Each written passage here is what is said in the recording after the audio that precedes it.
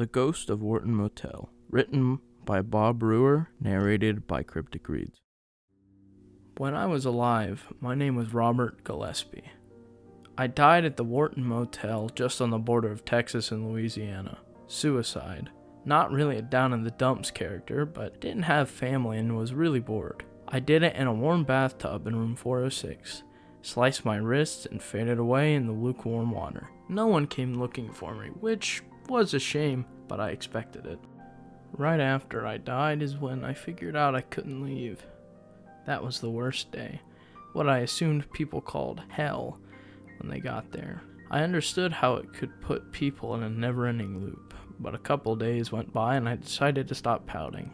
After all, I'd be here a while. I entertained myself with the occasional guest. I'd stand in the rooms and watch them. Most were junkies and infos, and some were families that usually turned around and left at the sight of the gawky aesthetic of the lobby. I couldn't feel anything. Not in my fingers or toes, but if I focused hard enough, I could make things move without touching them. And the rumors are true. I could walk through walls. I could float too. The only real feeling I had was a sort of gravity, but it wasn't towards the ground. It was sideways and it was really weak, but it was always there and it always changed direction. One night as I was watching a middle-aged businessman sleep, I figured out what it was. "Nathan!" A shrill feminine whisper from a corner in the direction I was being tugged. Nathan groaned. "Nathan!" The voice repeated itself, this time more tense, more urgent. The sheets ruffled as Nathan sat up. Moments passed at the rhythm of his breathing. "Nathan?" Nathan's breathing grew heavier. I could feel his uneasiness grow as ice stretched inside his chest. Suddenly, the word dribbled from his lips. "Mom?" "Nathan, baby, help me. I'm stuck." He bobbled his hand over his nightstand and found the lamp string. He pulled it, but the bulb didn't go. "Please, help me." The voice began to break in a whimpering cry.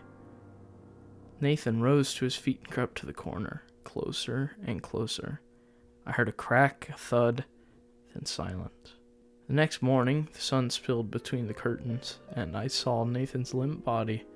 His skin was already blue. I called the monster Whisperer, and I watched it take the lives of hundreds of people. The owner understood its presence. Her name was Beth. She was in her 70s and loved her tacky, fake jewelry and cigarette-scented clothes. When she wasn't spewing smoke in the lobby, she was doing crosswords. I despised her and blamed her for the misery that came and went. She allowed it. I don't really know why, but I assumed it was just for business. One night, the Whisperer took the life of an innocent 9-year-old girl. The pain tore her parents apart. And that night, I decided to do everything in my power to never see something like that again. Every time a visitor checked into a room, I did what I could to spook them away. Toss a glass on the ground, turn on the sink, flicker the lights, whatever I could. Sometimes it would work and sometimes it wouldn't. The further the sun would go down, the worse I'd get. I'd start knocking chairs over and jerking open shower curtains. That was usually when the guests would pack up and get going. I did this for years and kept the Whisperer at bay. Word got around and the motel inevitably became a tourist hotspot. Folks from all over the world would come and stay, making my work much, much harder. I couldn't save all of them, but I was saving most of them. Eventually, the Whisperer got a hold of enough victims for the city to wall the motel off to the public. However, there were occasional investigators that would talk their way into a night at the place. I gave them what they wanted, at least enough for them to leave before they stayed the night. The Whisperer never really went away. I'd see it when it'd show itself, like its voice would change to any voice, its form could change to any form. For children, it was usually one of their parents, but it also knew things about the visitors.